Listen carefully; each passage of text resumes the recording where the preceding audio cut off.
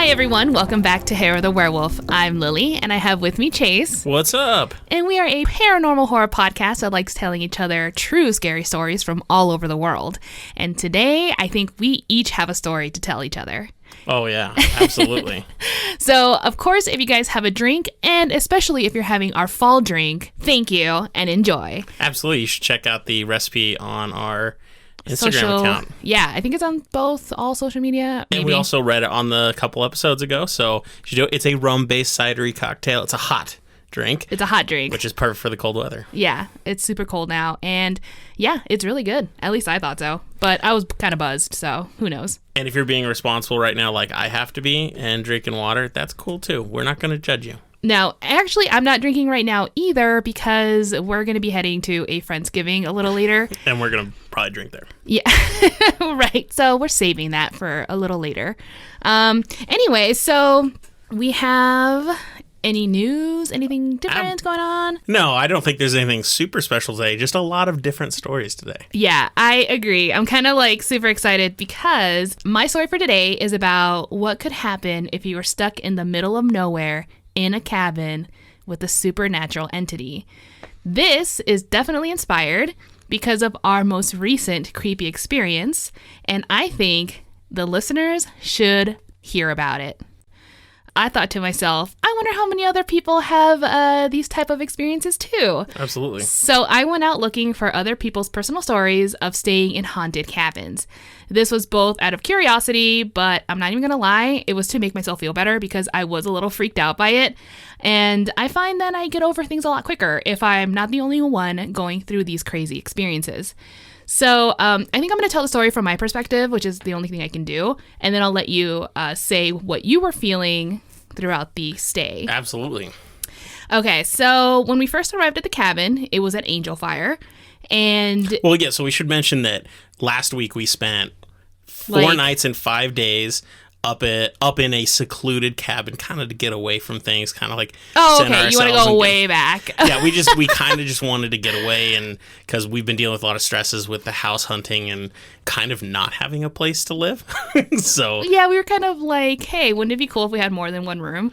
Exactly. So we were just like, okay, we're gonna go take care of that. And she'd never been to Angel Fire, so it was just a big exciting thing, and it was mostly a great trip. But it wasn't without its creepy moments. It definitely wasn't. In fact, like I was saying, once you first arrive at the cabin, it was at night because we had left a little late.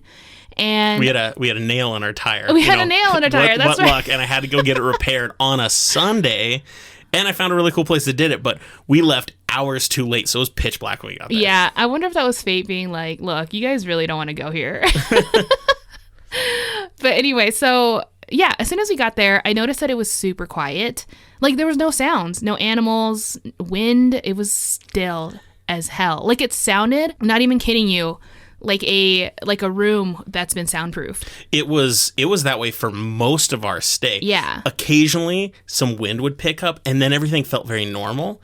But there wasn't a lot of wind, and you'd think there'd be a lot more with how high we were, because we were on a mountain. We were like well, obviously the whole area was a mountain, but we were on a very big hill. Very high point of it. We could see all around us down, and everything, these giant trees, perfectly still. No birds, no chirping, no animals, nothing. It was creepy silent, and we're standing outside, and I'm just looking around going, what? And it's that kind of silence where you can start to like hear your own heartbeat or feel it, and you're just like, I'm uncomfortable with this right now. Yeah, this was new for me. I was like, all right, whatever. I think the closest thing I can remember like that was when we were in Chaco Canyon. It felt very silent too. But I was thinking that too. You still did hear stuff because you could still hear a wind, but it felt like a silent wind. There was no wind here. It was just, everything was still. So anyway, it was silent. And we finally got into the cabin, and I was like, okay, I'm sure this is fine.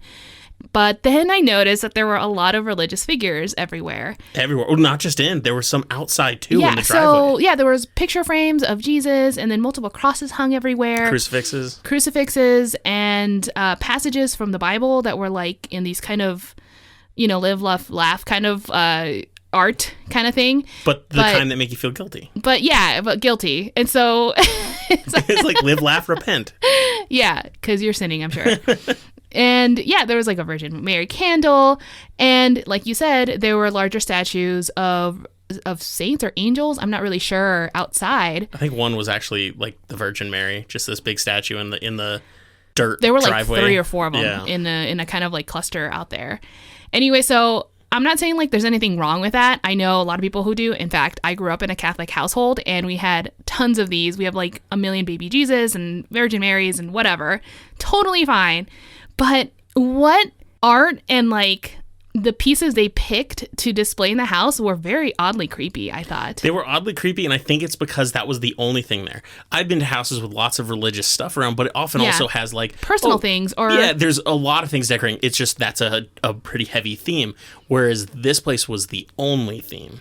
So aside from the decor, obviously the cabin had a lot of windows. I think that's kind of a big thing for cabins. Mostly windows. It was mostly windows. It was like 2 walls, just giant windows. And there were no curtains of any kind. So you were basically staring into the black. And there was no way of telling if there was anything staring back at you. Woof. Yeah, that was a big woof for me. And even though there were no cabins around, really, that were super close, and if they were somewhat close, they were down the hill. So theoretically, no one was able to look in unless they had binoculars and really far away. But that was the vibe I got, basically, is what I'm saying. There was also another cabin right next door that was also rentable by the same people in the Airbnb. It's like a dual unit. It was a dual unit thing, but no one was there the entire time. It's empty. So now let me just tell you some of the things that we experienced after we settled in. And as I was in the living room, I was actually editing last week's episode, which I know was late and I'm really sorry about.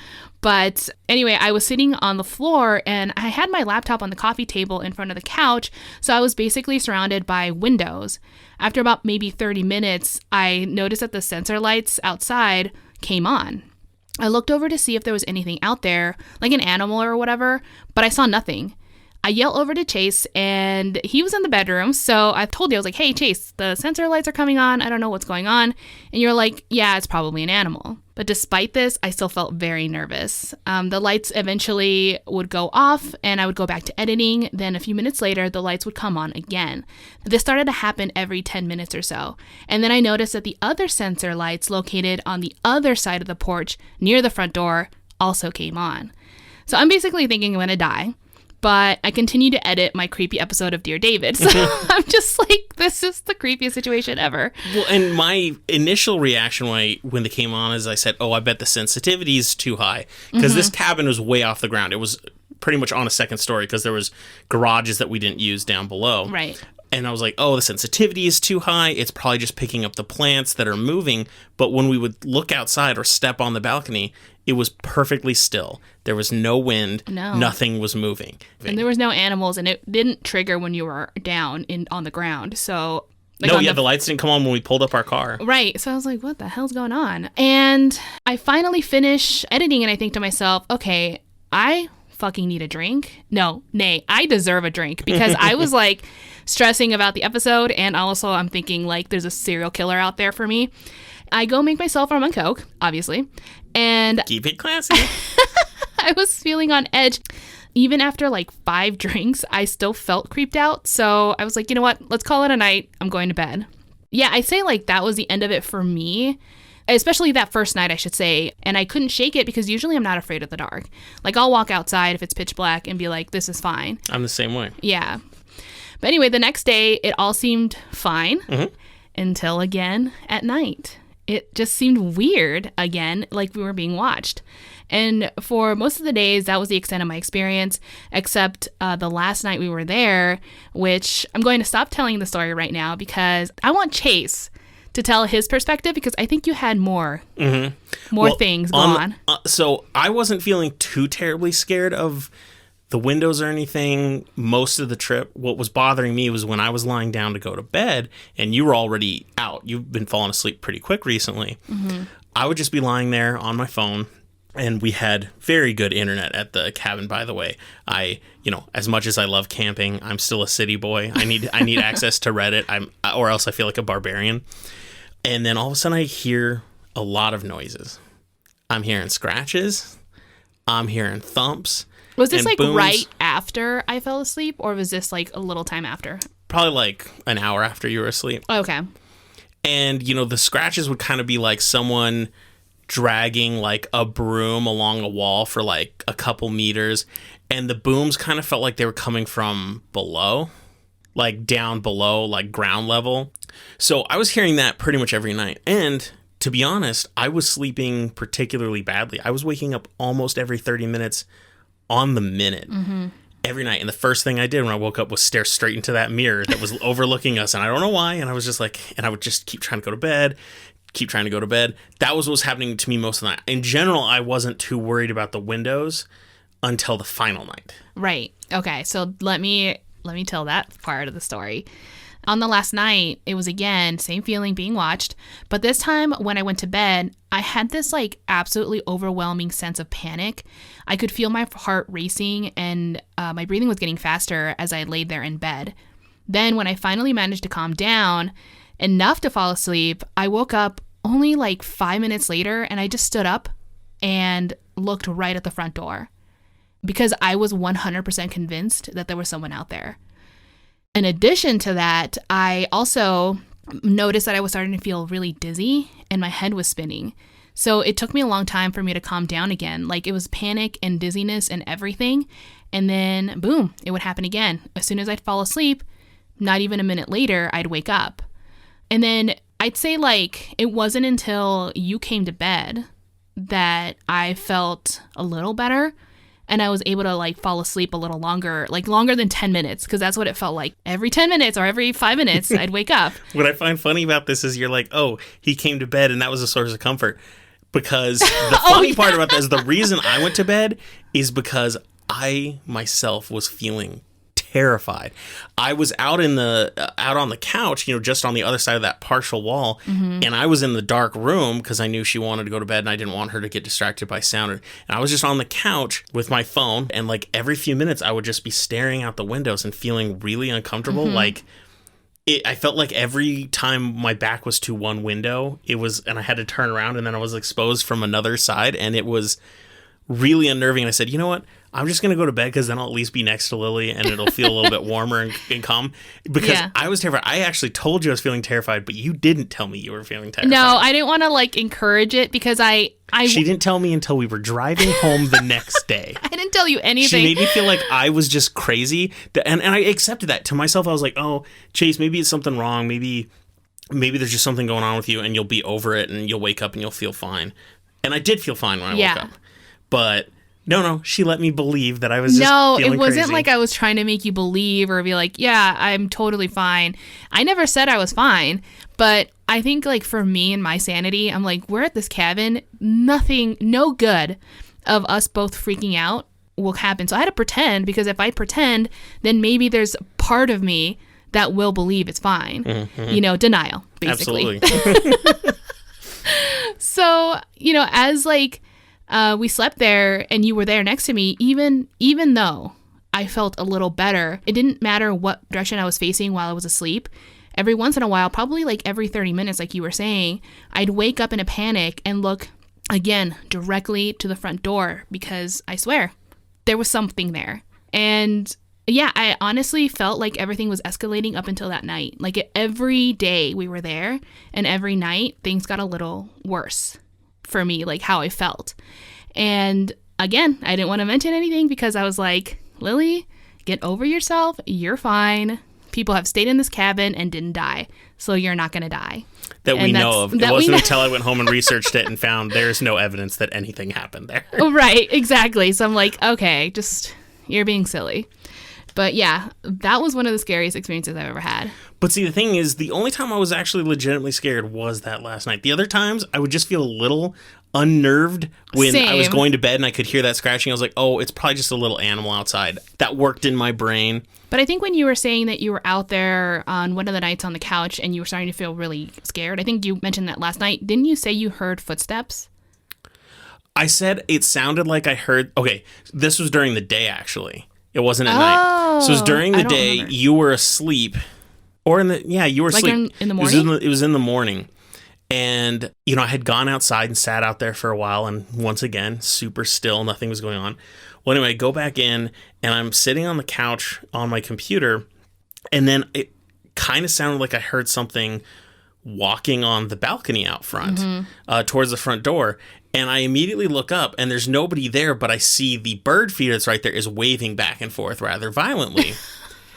And I'm like, oh, it's probably the wind. And then I'm looking at all the giant trees around me, trees everywhere, and they're not moving at all. They're perfectly still. And I'm sitting there going... So there were 2 bird feeders. Was the other one swinging on the other side? No. Okay, that's freaky. And so I'm like, what is happening? And I just sat there and I looked at it, and I was like, my first thought was, Lily, can you freaking wake up? But anyway, I just sat there on my computer. I'd like to point out that, like, for me, this is super early. Every night or every morning, I woke up at like 7 or 8, which is ridiculous for me because I'm a night owl. And I'm a night owl too, and I was waking up at like 4 every night or morning and that. So it was actually still dark when I'd wake up. Yeah. And then once the sun came up is when I'd go sit out on the couch so I could enjoy the sunrise. And we even got a cool video of the sunrise, which we put on our personal social media accounts. Yeah. The trip in general was an absolute blast, and we had a really good time. There were just a few moments at night I felt creeped out. Yeah, and we were a little sleep deprived at that point, so we were like, yeah, it's time to go. But my final night, the funniest thing is, the final night, after I heard all those noises and everything, and I was feeling particularly scared, best night I slept. I slept soundly. I was the one who was waking up like every 30 minutes. It's like one of us had to have a shitty night or something. I felt pretty good when I woke up, took my shower early, and started packing up and making breakfast. The trip was great. This was just a moment of scariness that needed to be said because we remember it. But for the most part, it was still a good trip. I highly recommend people do a cabin. Yeah, especially after my stories. Yeah. So Lily, why don't you tell them all the reasons that they should stay in a cabin? All right. Well, here we go. I feel like our story was technically the first story of this themed night. Of course. And so before I go into other people's stories, I do want to mention that a lot of the stories I got were from like TripAdvisor or something of that similar nature. And because of this, a lot of the cabins that people stayed in are still active. Like you can stay there right now. But I don't want to get sued, so I'm not going to say the specific name of the company or like where it is. I'll give a general location for sure. But a lot of these places, their responses was very like, they don't want people to think this place is haunted. Well, of course not. Yeah. I mean, it's not good for business, right? For the most part. Hotels kind of dig it because enough people want to stay at a haunted hotel, but an individual house, that's going to probably hurt. Especially in a cabin, that's a lot harder to sell, I think. But anyway, so that's just something I wanted to get out of the way. So our first reviewer comes from DMaster64, and they stayed in a cabin located in Atlanta, Georgia, in a town called Blue Ridge, and they stayed there on March 6, 2011. And they said, horrible customer service, haunted cabin. That's the title. Awesome. Get everything that's important right away. Right. Cabin was clean and very nice. Now the bad part. There are no motion detector lights outside cabin. The phone in the cabin rang constantly. When I would get up to answer the phone, it would stop ringing when I reached for the handset. Okay. When my boyfriend answered the phone, they would hang up or the person on the other line would just sit there. When we left the cabin, we would return to the cabin and the phone would start ringing as soon as we walked into the door. Yeah, that's creepy. It's like either someone's watching them or but of course something is reacting to them. Absolutely. We also kept hearing unexplained footsteps on the stairs and upstairs. We were so freaked out, we packed up all our belongings and left around 10 p.m. for our second night. We did not feel safe. We felt as if we were being watched. We called customer service the next day. Basically, the manager thought we were making it all up and didn't take us seriously. She was not the least bit sympathetic to us and did not offer compensation. So she says, don't get me wrong, the cabin was beautiful. And if you are into being harassed by a ringing phone, feeling like someone is watching you, and feeling like you are staying in a haunted cabin, then this is definitely the cabin for you. 1 out of 5 stars. 1 out of 5. I like that. Yeah. So the cool thing is I was actually able to find a second story for the same location. What? Yeah, I was not expecting that. That was pretty cool. That's awesome. Yeah. That lends credibility to the possibility that this place is haunted. And this was the following year in March as well. Ooh. So seasonal ghost syndrome, anyone? Right? It's like, this is the time I died. I don't know why people keep coming here. Show some respect, yo. Yeah. This one's titled, There's something wrong with that place, ! And they said, The cabin we stayed in is beautiful. Once we got there, I never had a good feeling about the place. I felt like I was always being watched by something. We were planning on staying a week and left on the second day. The first night we were attacked by something. We think there were bears or other animals, but not sure what it was really. Okay, what do you mean attacked? I don't know. Their sentence structures on some of these are a little weird, but I'm like, I think you would know if you were attacked by a bear, but I think they just kind of meshed two ideas. So anyway, they said, we did not sleep at all that night, even calling the police. We constantly heard footsteps around the cabin, especially when we were in the hot tub. We heard them upstairs and all the time. We were so creeped out and scared, we left. Now the company that manages the cabin was wonderful. We can't say enough good things about them. They offered us a different cabin, but we didn't feel comfortable staying in another cabin. They refunded us back the money for the days we didn't use. No questions asked. So they had a different experience. Interesting. And this is a year later, so now I'm thinking maybe they're getting something. You know what I mean? They're like, this is happening more than once. We're seeing this a lot, yeah. Right. So they said, not sure if there was anything in the cabin or there was something wrong with it or what, but it was extremely unsettling to be there. 2 out of 5 stars, though. Oh, moving on up. So, yeah. All it needed was some customer service. I agree. I think that's basically the saving part because they're like, the cabin was rough, but at least they got their money back and blah, blah, blah, you know? So here's the next story. This cabin is located in Newport Richey, Florida, which is in northeast of Tampa. It was reviewed by Kathleen when she stayed there in July 2014. Okay. Her title was Haunted Cabin. It was an experience I will never forget. We rented a cabin for 2 nights, but was only there for a couple of hours. Oh, whoa. Yeah. The cabin was scary and no lighting. There is no protection there whatsoever. You're locked in a gate. We were so scared. We heard people talking and not a single soul was up there. We were the only ones that rented a cabin. The cabins had beds in it like a prison camp. Don't know what she means, but okay. She might not have just been into cabins. A lot of cabins will have rooms with lots and lots of beds in a row, kind of like in a boot camp or like in a prison setting, things like that. You mean like a hostel kind of thing? Yeah, like a hostel. That's actually pretty common because a lot of people will go and joint on like a ski cabin and, you know, split the money and everything. That's pretty normal. So she might just not have cabin experience. That's true. She said, it's haunted and scary. Stay away from this place. 1 out of 5 stars. Yeah, this one could have been very much that. But the fact that she heard voices, I mean, you can be anywhere on this planet. If you hear voices, you know what that is. Yeah, that can definitely be unsettling. If she is confident that there shouldn't be anyone around. Yeah. But sometimes, especially if it's at night, you can't tell. Well, I think that was the unsettling part. When we were staying at the cabin, there were cabins. You could see them in the distance pretty far away, you know, they look 300 meters away. Yeah. But I'm pretty sure, especially with how silent it was, if there were people on like their balcony just talking and laughing, we would have heard that. It would have felt distant, but we would have heard it. Yeah. So all the other stories have creeped me out. But this one, I'm just thinking maybe she's not used to cabins. She's not used to it. That's very fair. Very possible. But dang, I mean, they had only stayed there for a couple hours, but they were like, nope, I'm out of here. So, you know. So the next cabin is in Grafford, Texas, which is east of Fort Worth. And it was reviewed by Nathaniel, 2006, when they stayed there in April 2010.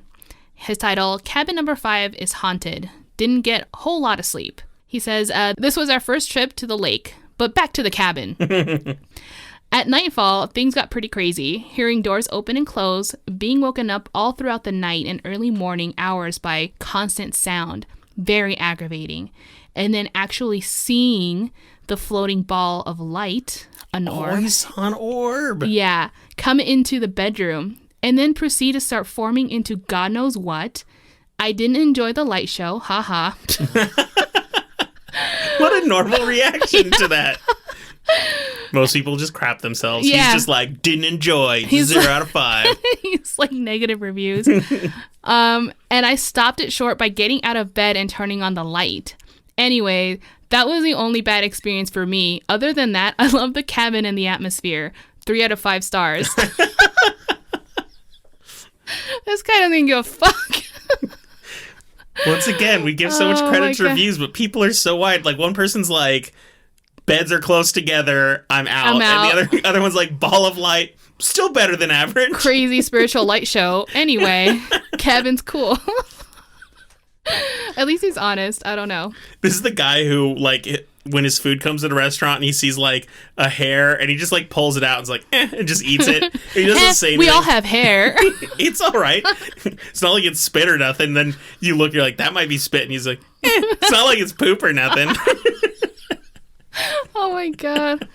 I don't want to hang out with him. I don't want him to cook for me. Okay. So next we have HLT2OBX, who stayed in a cabin in Frisco, Hatteras Island, North Carolina, back in August 2014. And they titled Haunted Cabin? ? Just spent 7 nights here and had a blast. The only weird thing I am left wondering is if the cabin was haunted.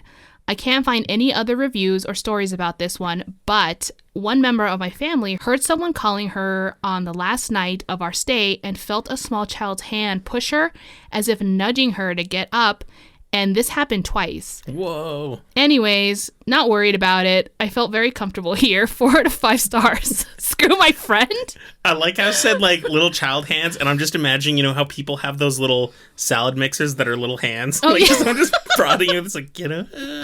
Get up. Bring me breakfast. Oh, my God. Yeah, so this guy was like, or person, I don't know who this was. But anyway, they definitely liked it, but their friend probably had a different review. I'm just curious, are your reviews purposefully getting just better as you go down? Like, actually, these are kind of random. Okay, I was like, if the next one's like 5 out of 5, but I'd give it 6 if I was allowed.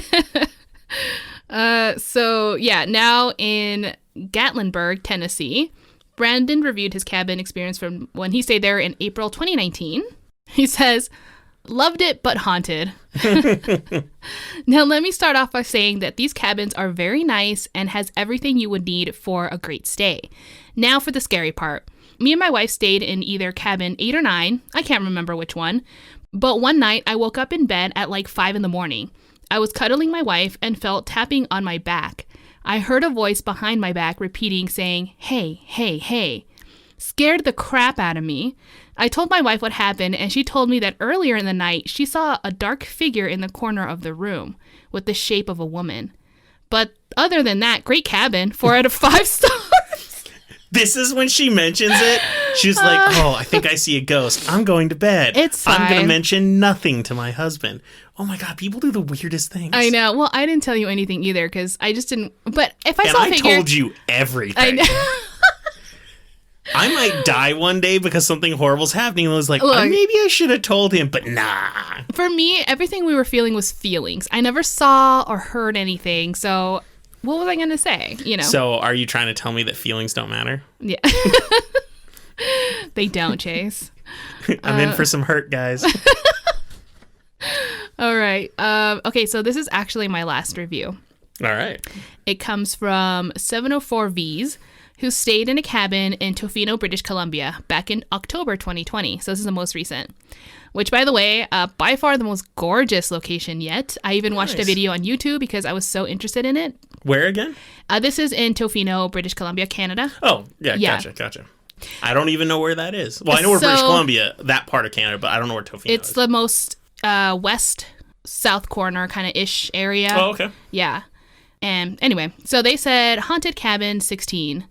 So my wife and I stayed in a 2-bedroom cabin 16. The first night my wife complained that she didn't sleep well and she was afraid all night because it felt like someone was in the cabin. I shrugged her behavior off as nothing of significance because I had a few drinks and slept great. Supportive.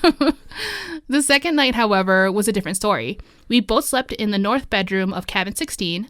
I couldn't sleep all night as I felt super restless. Okay. Then around 2:30 a.m., I looked towards the door and saw a ball of red light. Another orb? Another orb. We never saw an orb. No, thank God. Oh, wait, you did see a light, though. Remember? Oh, shit, I forgot about that.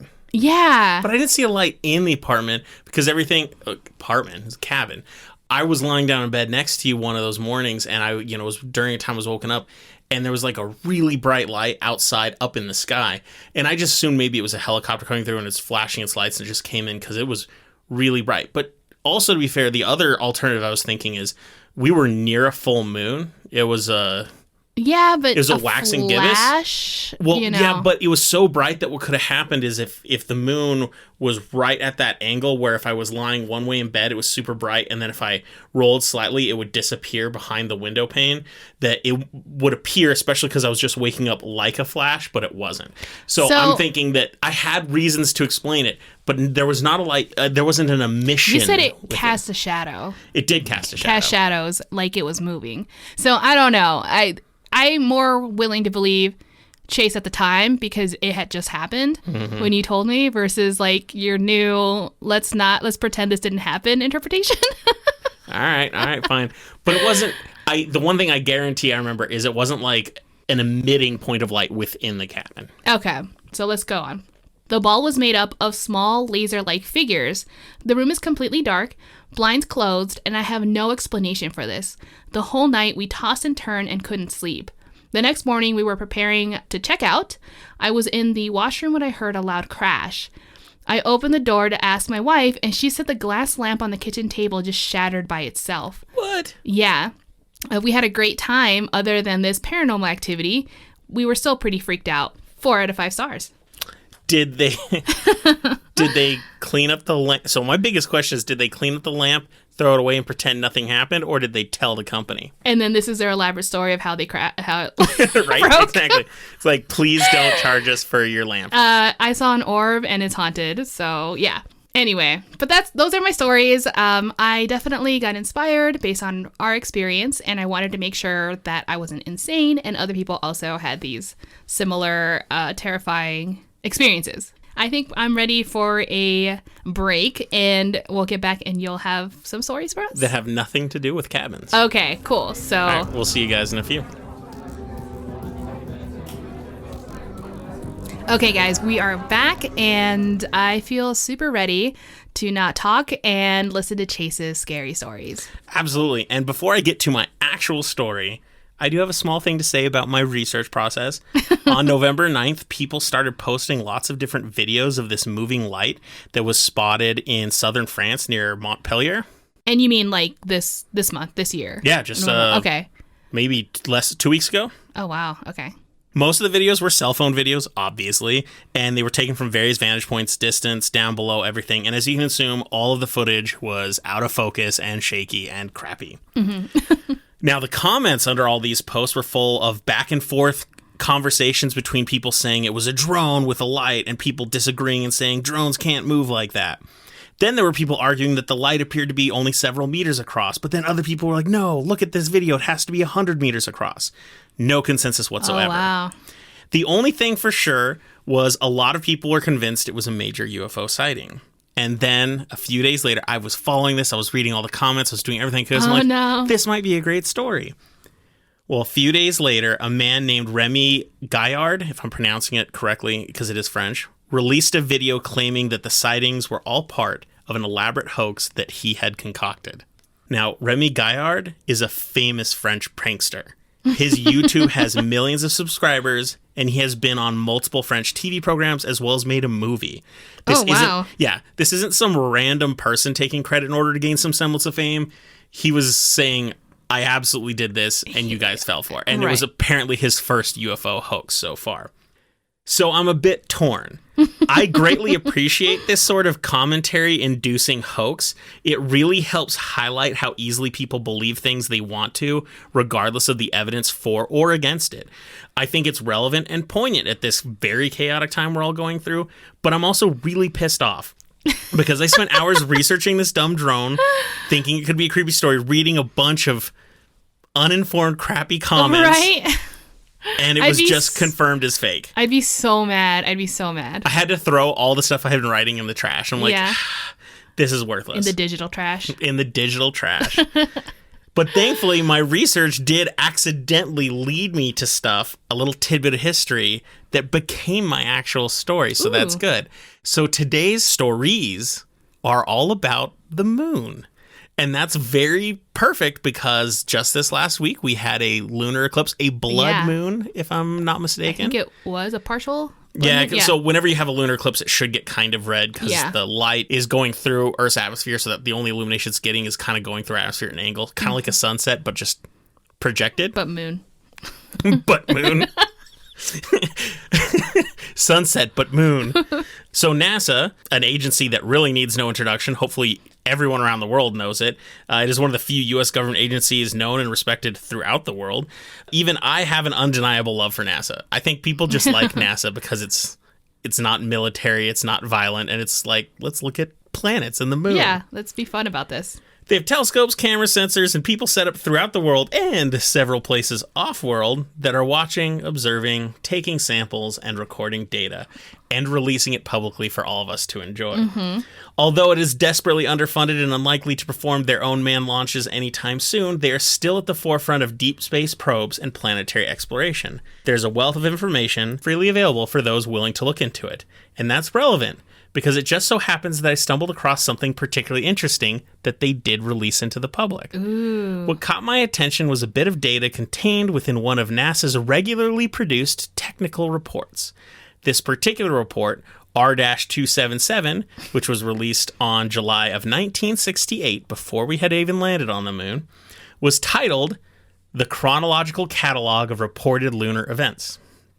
As the title might suggest, it contained a list of known events and observations relating to the moon going back quite some time. This particular catalog went all the way back to 1540. Whoa. And that's where it got interesting. Serious? Holy cow. While reading some of these reports, it became apparent to me that a lot of weird phenomena was observed on the surface of the moon, or at least at some point in the atmosphere or space between the Earth and the moon that makes it look like it was on the moon. The instance that piqued my curiosity was from March 5th, day after my birthday, 1587, many, many years before my birthday. Yeah, you're that old. Yeah, or at least they assumed this is the date. It was deduced from existing data that they could say March 5th, 1587. On this day, observers witnessed an extremely bright light in the shadowed area of the moon. Using the calendar function on 9planets.org allowed me to establish the phase of the moon on that day, assuming March 5th is the accurate day, of course. It was a waning crescent moon, which for those of you that don't know moon terms and what that means in the moon cycle, waning crescent means that the moon is less than 50% illuminated and on its way down to zero. So it's every night it's getting more and more slivery of a crescent. And then, when it's completely blacked out, it becomes a new moon. On March 5th, the moon was only around 16% illuminated, resulting in a very narrow sliver of crescent. That means that the vast majority of the moon would appear dark. Yeah. Mostly dark. Very dark. The NASA report actually had a quote from the observation written in Old English, or definitely not modern English. Something before that. I think Old English is pre-1500. I can't remember what we call the English from the 1500s. It's not Old English. Modern Old English. No, I feel stupid that I don't remember off the top of my head. New wave. new wave English. With all their slang. Yeah. But I'll attempt to read it using modern words so it will be less complicated.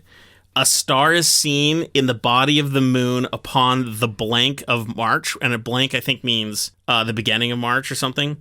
Whereat many men mariled, which means like to marvel. And not without cause, for it stood directly between the points of her horns, the moon being changed, not passing 5 or 6 days before. Now, as far as I can tell, what they're saying is that the men spotted and marveled at a bright light, bright as a star, in the dark area of the moon directly between the tips of the crescent. Now, I don't know about you, but I find this incredibly fascinating. Do you think maybe it was like a collision? No, I don't know. But it just stayed there. It didn't move. Okay. Oh, I see what you're saying. Because they said that it would not pass. It was there for days. Days? That they would keep seeing it in the dark for days. That's so weird. The two-sided sources for the information were a dead end, as the full texts weren't available to me because a lot of these were very historical documents. I really wish I could know more about this instance. In the land before drones and planes, a bright light on the moon is no simple matter. because, we've got shooting stars, we've got comets, we've got a lot of things that it could be. Yeah. But we know where the moon is supposed to be, and there's no stars between the moon and Earth. That physically impossible. Right. So they see a bright light there. In between. In the 1500s, there shouldn't be anything there. There's definitely credit here because these are people who are observing and trying to record. So if anyone's going to know the difference between a shooting star or like anything like that, it's these people. Exactly. Because they're every night looking at it and they're going to see everything they can in their capacity. Yeah. No, exactly. And I think that's the most important thing. You could say, oh, I bet they just saw a meteor. But that would make sense if it was just a momentary instance of a bright light. Sure. They were sitting there staring at it, and it apparently lasted multiple days. If I'm understanding the quote correctly, this was just a bright light that was there. I don't know what that is. Yeah, I have no idea. Was there any kind of like theories or interpretations like modern day and being like, oh, this could have occurred or like... And that's the funny thing. Outside of this technical report, I was doing all this research to try to find if anyone had addressed this matter. Okay. Because there are other things in the technical report that are addressed recently of having explanations. Like people go back and try to figure it out. I was having a hard time finding this even mentioned, but this is mentioned in a NASA book with 2 cited sources to it.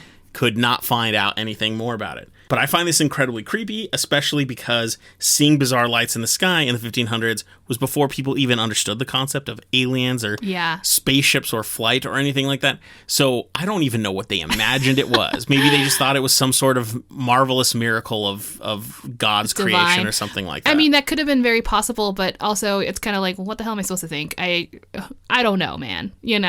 So yeah, that's kind of scary. That's creepy. I find it incredibly creepy because we know enough now to know that shouldn't be happening.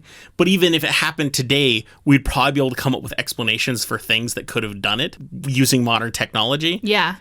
I think the variety of scientific degrees that would allow me to make an accurate prediction as to why this happened in 68?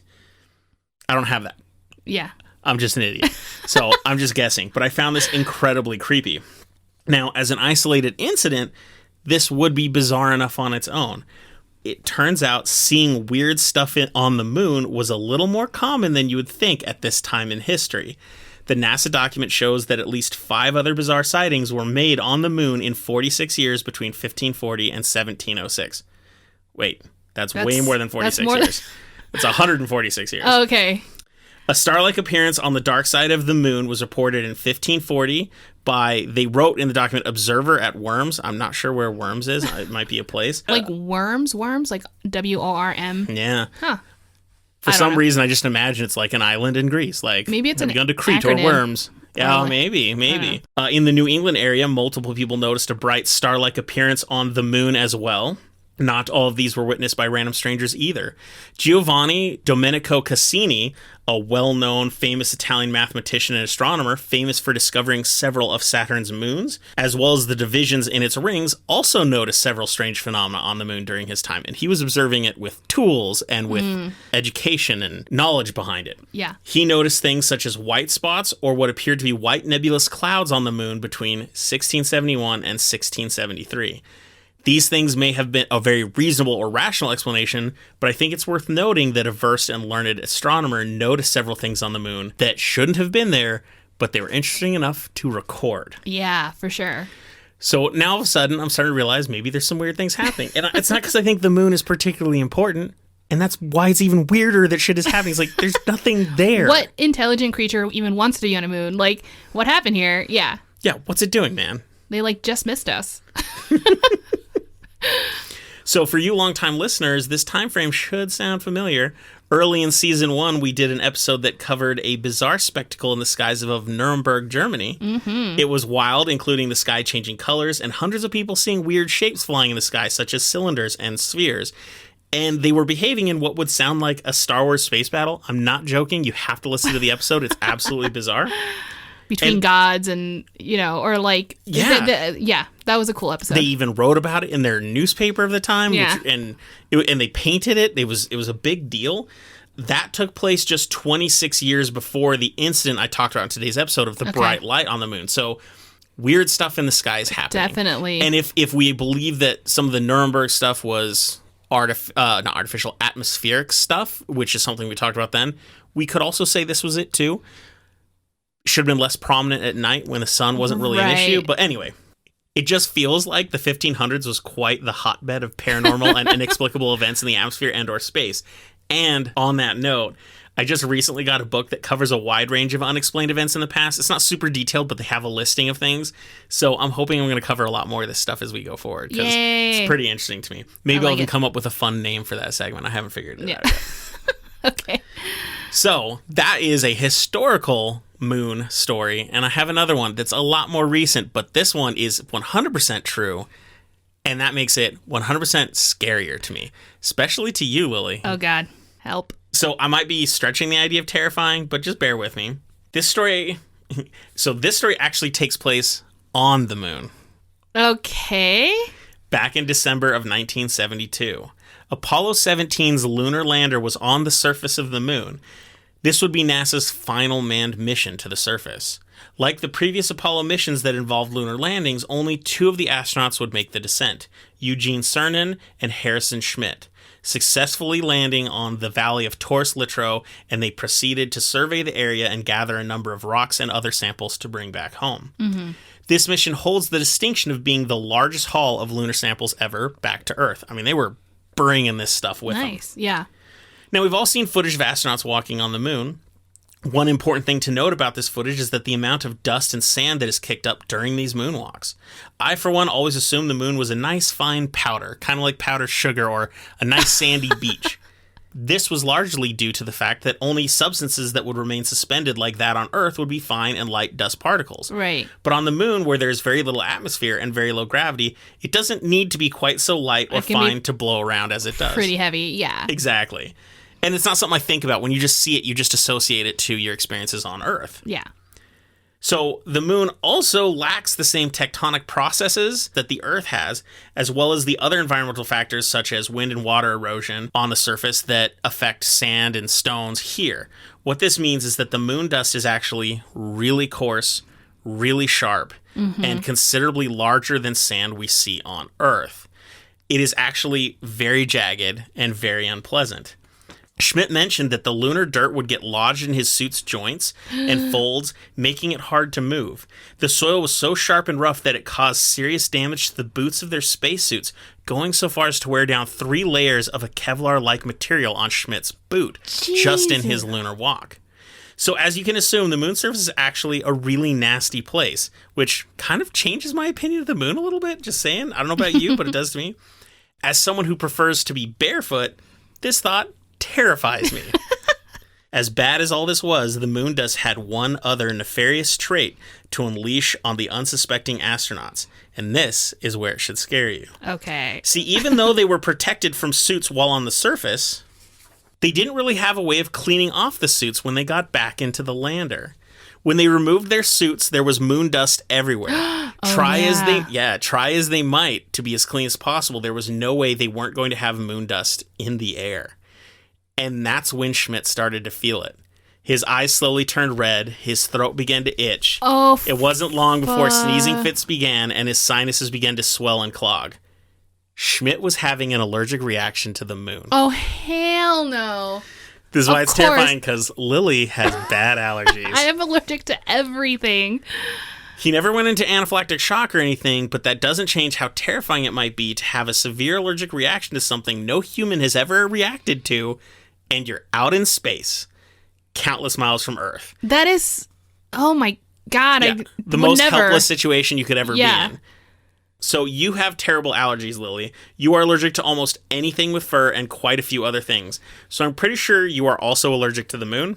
I'm like 100% sure. So it's probably a good thing you're not going there anytime soon. I'll just bring my inhaler. So Schmitt thankfully recovered after a few hours, as well as establishing himself in history as the first person to have an allergic reaction in space. Could you imagine? You're like a fucking scientist and you're like, we just know that you're allergic to the moon. The biggest question I have is, what did the moon smell like? I don't know. Jagged? Because they brought in all that dust. Paint? Now, it's very common for astronauts to describe the way space smells. So space doesn't really have a smell. It doesn't actually have a smell. But when you expose things to the void of space, it has an effect on their structure. And their so when you senses. bring it back inside, you can smell kind of the reaction it had to it. In the same way that fire doesn't have a smell, but when you have a fire, you're smelling the burning wood. So a fire smells, but not because the fire smells. So space it's smells. It's burning. I see what you're saying. And so a lot of people usually describe it as having a very metallic smell. And a gunpowdery smell. The interesting thing is, I don't know if he could tell you what it smelled like, because when I have an allergic reaction, I can't smell anything. True. So, but it took a while for him to start doing it. So if it was in the air, I want to know what it smells like. It probably just smells like normal dust, but I'm curious. But it's dust that's been exposed in space for so long. I just want to know. Yeah. But at the same time, I don't want to smell it myself because I don't want all that jagged crap getting in my nose and causing like asbestos-style cancer in the future. So his partner or like the other astronaut that was there, he didn't have a problem. and he was totally fine. Okay. Yeah, this wasn't like a horror movie where they both just ended up dying there. You know, I was so scared and where it was this like going. little parasites. But Yeah. it's still terrifying. Can you imagine that? Like that's like real world scary, not aliens or paranormal Supernatural. scary. Yeah. No, but that's still very scary. As someone who has like asthma and like needs my inhaler all the time, yeah, that's terrifying. Absolutely. You're in space. Where are you going to get an inhaler? Absolutely. So I think what I find most terrifying about this is it really hammers home the idea that we don't know how people are going to react physically to all these things that we talk about. Interplanetary travel, alien contact, all of it. We always imagine scenarios that involve wars or violence, but we never really think what would happen if we were just allergic to aliens. I can prepare everyone what would happen. So I'm like, first, don't touch it. Don't smell it. And walk away. And when people are having aliens over, don't go. Yeah. You're just not going to be able to go. But seriously, what if we like set up colonies on Mars and Mars just smells terrible? Oh, I can't imagine it smells nice. I mean, I think it's just something to think about. What if we're just allergic to something? What if weird things happen? What if other planets cause weird effects to us? We're just not used to this stuff because it sounds simple, but we've never been to these places. So when I heard about this guy having an allergic reaction to the moon, I was like, oh man, that's real right there. That's real. Yeah, for sure. So anyway, those are my moon stories for our eclipse week. Yay! I guess. And perfect because, we're Hair of the Werewolf and we howl at the moon. So those are moon things. So I think that brings our episode to a close. Yeah, I think so. Definitely if you guys have any stories you guys would like to share, and that way it can be included into our next listener story episode. Our Gmail is hotwpodcast@gmail.com. Also, we are definitely responsive on social media, so if you guys want to send us a message that way, totally fine. We're on Instagram, Facebook, Twitter, blah, blah, blah.